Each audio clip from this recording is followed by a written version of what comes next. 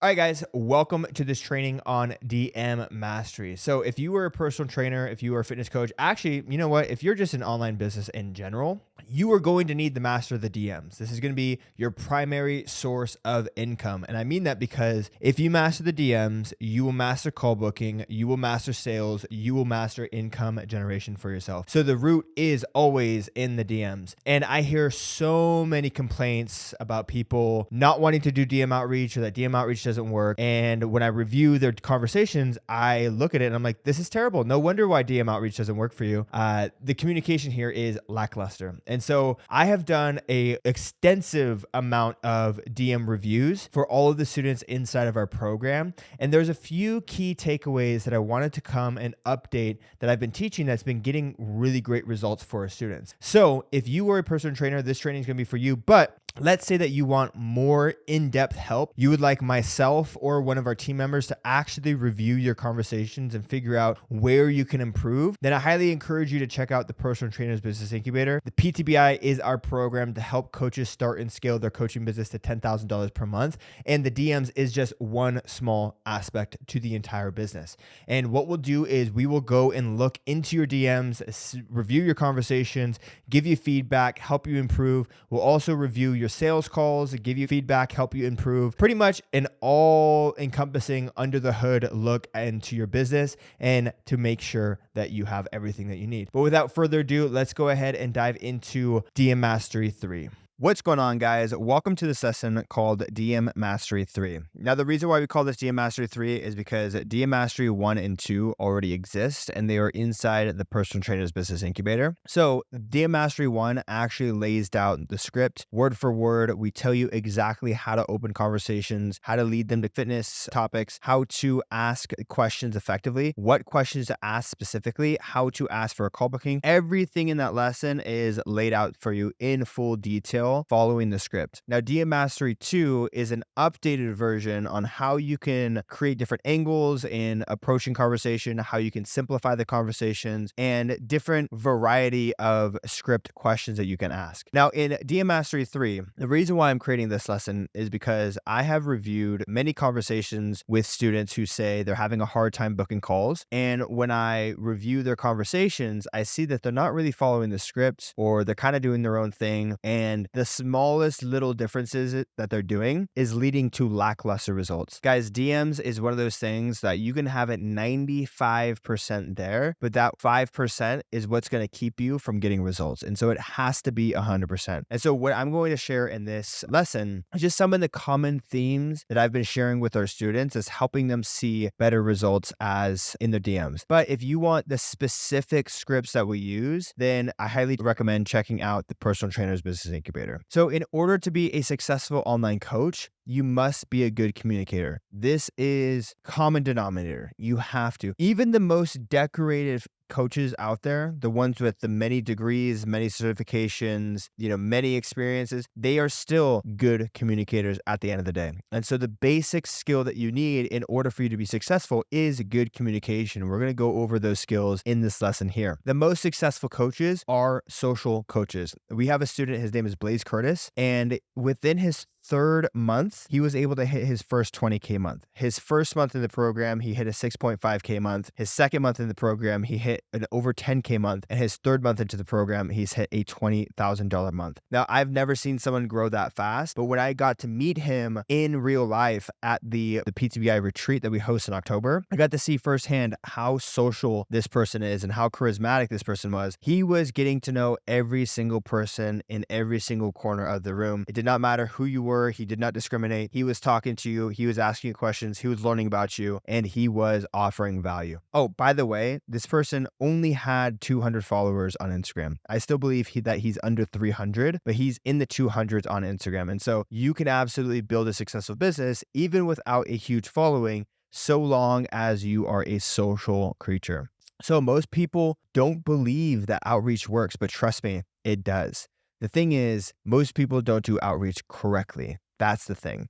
So you need to learn how to communicate effectively in order for you to get the desired result that you want. I always say that if you are not seeing the result that you want, it's because you're not asking the right questions or you're not leading the conversation. It's not that DM outreach doesn't work. It's that you are doing something incorrectly that's not leading to the result that you want. And the thing is when you're talking to other people, your questions that you ask is a stimulus that's going to get a specific result. You ask a question, they respond. You ask a question, they respond. And so if your responses that you're getting from them isn't leading you where you want them to go, then it has to do with the stimulus that you're providing. So common mistakes that I see in the DMs. The first one is bad openers. I mean, everyone's probably seen this. Everyone probably gets messages all day long. The worst messages that I get are just people who don't take the time to get to know me. They don't pay attention to what I'm doing. They're just simply doing their rounds of outreach. They're saying, hey, do you need a PR or someone? Or, hey, I came across your profile. Do you need an appointment setter? And, I just get these messages all day long. There's nothing that really draws me in to want to talk to these people. And so they're just going to be mistaken. And so if you're going in to conversation saying, hey, I'm a fitness coach. Do you need a fitness coach? Or, hey, I came across your profile and I'd love to see if I can help. It's just not going to stand out anymore. The next thing is bad questions, right? Bad questions is anything that doesn't have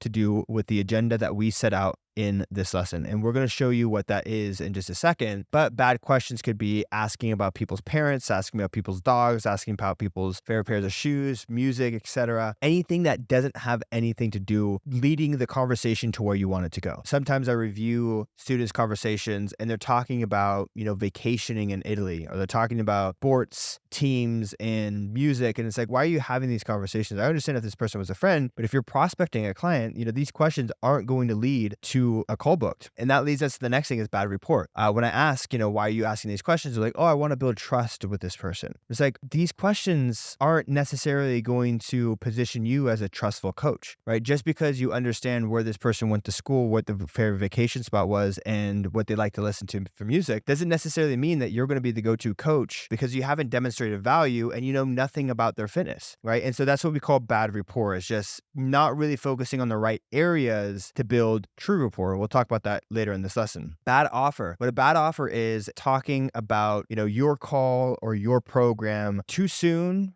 or maybe inappropriately at the wrong time. So typically what you want to do is you want to simply just offer the call as a solution to what it is that they're looking to achieve, but not necessarily offer the call as selling your program. That leads us to the next one, which is selling in the DMs, right? You don't want to be going over prices in the DMs. You don't want to be going over your program in super explain detail, because oftentimes what people are going to happen is they're going to ask you, what's the cost? You're going to tell them the cost and they're going to say they can't afford it. Well, they probably could actually afford it, but you haven't had the opportunity to truly show the value of your program. And so that's why we want to stay away from selling too hard in the DMs or even selling at all in the DMs, because people are going to ask what it's going to cost. You're going to tell them the price and then they're going to ghost, right? This will happen all day long. The next thing is going to be pick me convo. So pick me convo is, a conversation that you start and you hope the person will ask you about fitness coaching. You're like, please ask me about fitness coaching. You can see that I'm a fitness coach. You see that I'm posting fitness content. Please ask me about fitness coaching. And so you just continue asking weird questions that aren't super relevant, just to keep the combo going, to hope that they eventually ask you about fitness coaching. Good openers. So now we're going to talk about what actually to do. The best openers that I get opened with are from people who actually consume my content. If someone watches my stories and gives me a compliment, or watches my stories and asks me something genuine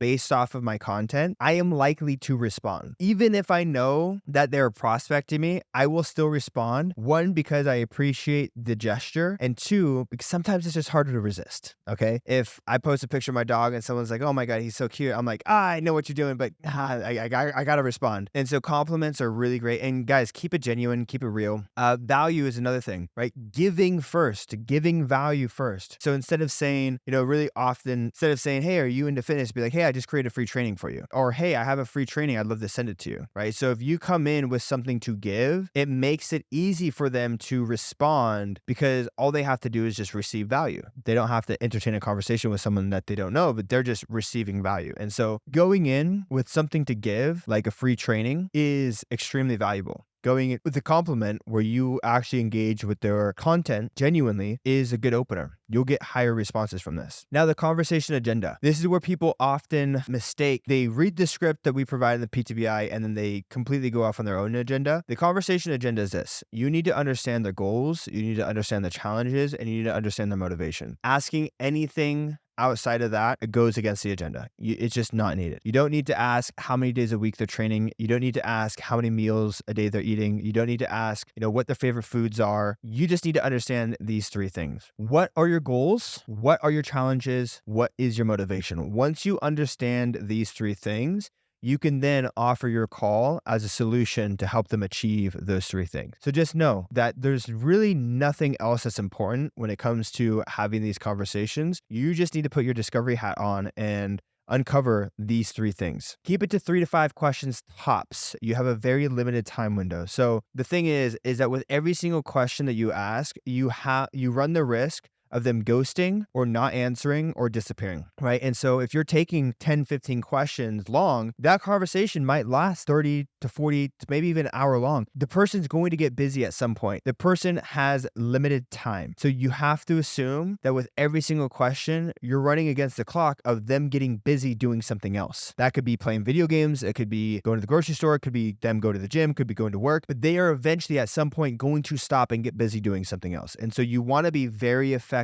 with the time. The other thing too is that if you could just keep asking questions, they're going to start to get suspicious. They're going to be like, what is this person like? Why does this person keep asking me questions? What is this person's agenda? This is weird. I'm just going to stop answering questions. Or they're going to realize that the conversation is not going anywhere. You're just asking a bunch of questions. And so once they realize it's not worth their time, they're going to do something else, right? And so you do have very limited time. And I always recommend keep it to 3 to 5 questions top. 3 of those questions being, what are your goals? What are your challenges? What's motivating you to achieve those goals and overcome those challenges, right? So that really leaves you with 1 to 2 extra questions on top. So be effective, follow the agenda, get to the point. The next thing that you want to know is that you are a shepherd leading sheep. Most people imagine a shepherd in the field and you're leading a sheep into the pen, and the pen is the call booked. Most people are following the sheep saying, come on, let's go, come on, what are you doing? And they're not really taking leadership, and the sheep is going, oh, I want to, come nibble on this grass over here. Oh, let me go see and climb this rock.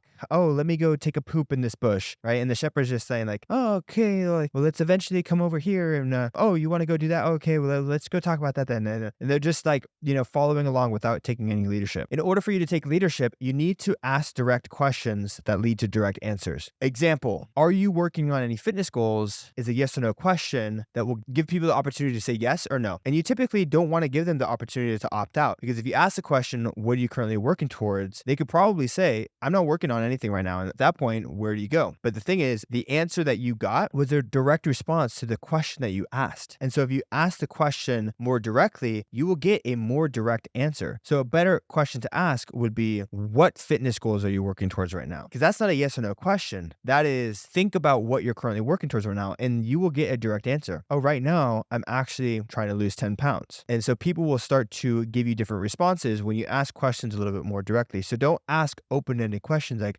are you working on any fitness goals? Are you having any challenges? Are you motivated to train in the gym right now? Instead, ask directly, what is the thing that they want? Now, mistaken rapport versus true rapport. Oftentimes, people will think mistaken rapport is true rapport. Mistaken rapport is becoming their friend. The truth is, you don't need to become their friend in order for you to build rapport. Think about it when you go into a doctor's office. Your doctor doesn't take the time to become your friend. In fact, I would probably argue that many of you aren't friends with your doctor. You probably don't follow your doctor on Instagram. You probably don't follow your doctor on Twitter. You probably don't have his phone contact in your phone. You probably have the office's contact, but you don't have his phone number. So your doctor is not your friend, but you have rapport with your doctor because every time you go into the doctor's office, your doctor says, hey, how is the progress on this problem that you came in for? Or how is the progress on the solution that we provided for you? There's trust in the doctor. That's true rapport. So how do you build true rapport with your audience or with your ideal client? The way you build true rapport is by learning and understanding how you can help this person. So asking them about their life, asking them about their interests, asking them about their hobbies doesn't build good rapport. What builds good rapport is truly understanding where this person's at, what it is that they're looking for,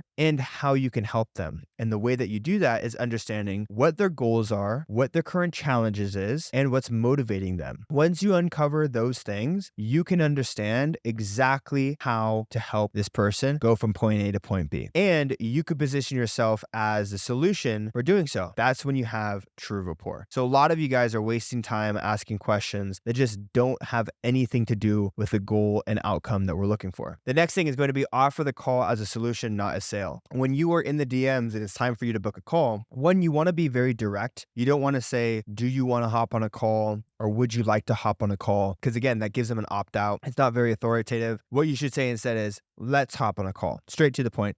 Let's hop on a call and talk about this. So offer the call as a solution. So once you uncover what their goals are, what the challenges are, what their motivation is, you should have a pretty good idea as to how to help this person. So the next step would be to hop on a call and offer advice. You could say, hey, let's hop on a quick call. I'd love to give you some free advice on how you can overcome this challenge and achieve your goal. So you position the call as a solution to their pain point and achieving their goal, not as a sale. You don't want to say, hey, I would love to hop on a call and tell you a little bit more about my program and how it works. Because then they're going to be like, oh, what's the price? And then where do you go from there, right? So to avoid that, just say, hey, I want to help you. Let me get you on a call so we could talk about where you're currently at and what I would do if I was in your position. Now, follow up and give value. So the follow-up, the beautiful thing is that once you uncover their goals, challenges, and motivation, follow-up becomes a lot easier because again, you have true rapport at this point. You know exactly where this person's at in their fitness and you can follow up and give value based on the previous conversation. Whereas if you talked about, high school and people are studying in college and what people's favorite color is, you don't really have any relevancy when it comes to restarting that conversation and following up on the original conversation. But if that conversation was based on the goals, challenges, and motivations, you could follow up and say, hey, I know we talked a couple weeks ago. How's everything going since we last chatted on this specific goal? And if the person is not making progress, you can re-offer the call, or you can follow up and give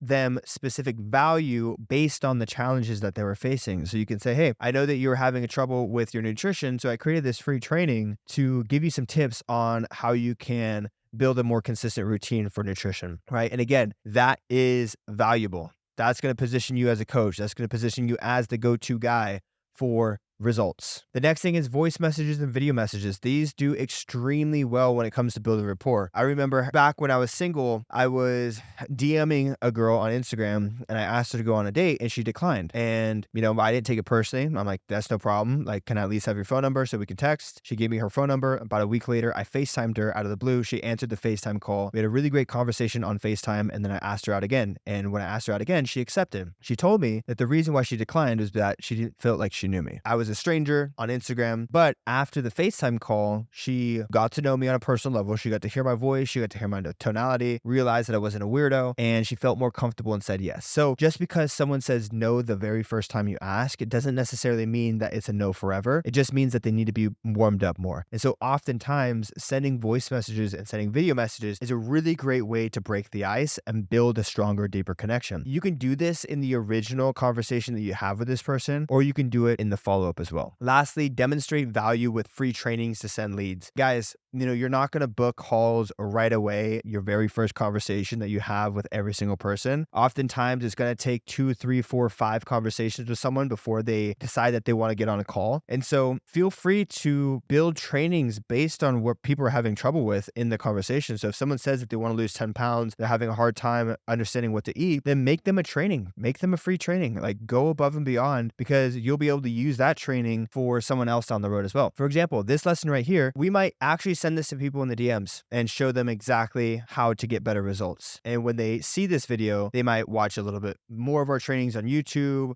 They might check out our website. They might watch more content from myself. And by that point, they're going to be pretty much pre-sold, pre-bought, and they're going to be much more likely to hop on a call the next time we ask. Now, we're going to wrap it up here. What I want you guys to know is that you should approach your conversations to discover, not sell. Go in with your curiosity hat to learn more about your prospect, to see how you can help. You're not trying to sell anything in the DMs. You're not trying to close anybody. So there's really no pressure. All you're here to do is give value and discover. The next thing is going to be direct. There is nothing else that you guys need to be talking about other than figuring out what this person's specific goals are, what this person's specific challenges are, and what the specific person's motivation is. Anything else is false rapport. It doesn't need to be talked about. And lastly, follow the script. One thing I want to mention too is that you can lead the conversations, and it's okay for them to ask you questions. You don't need to ignore the questions that they ask. You should absolutely be answering the questions that they ask you. But the trick is to always follow up with your own question, right? So if someone asks you, hey, how long have you been a coach for? Oftentimes I'll see people respond, say, hey, I've been a coach for 3 years. It's what I love to do. And then they don't follow it up with that. And then the person's like, okay, well, am I the one asking you the questions now? And you're just like hoping for them to ask you about coaching, and you're not taking control. In reality, what it should be is, hey, I've been coaching for 3 years. It's what I love to do. Just curious, are you working on any fitness goals right now? Or I'm just curious, what fitness goals are you working on right now? So you can answer the questions that they ask, but you always follow up with the question. So that way you lead the conversation where you want it to go. And the conversation should always go, what are your goals? What are your challenges? What are your motivations? Let's hop on a call so I can help you. If they are not interested in hopping on a call, follow up with them, ask how their progress is going, give them more value. Hope you guys enjoyed this video. Catch you guys in the next one. Peace.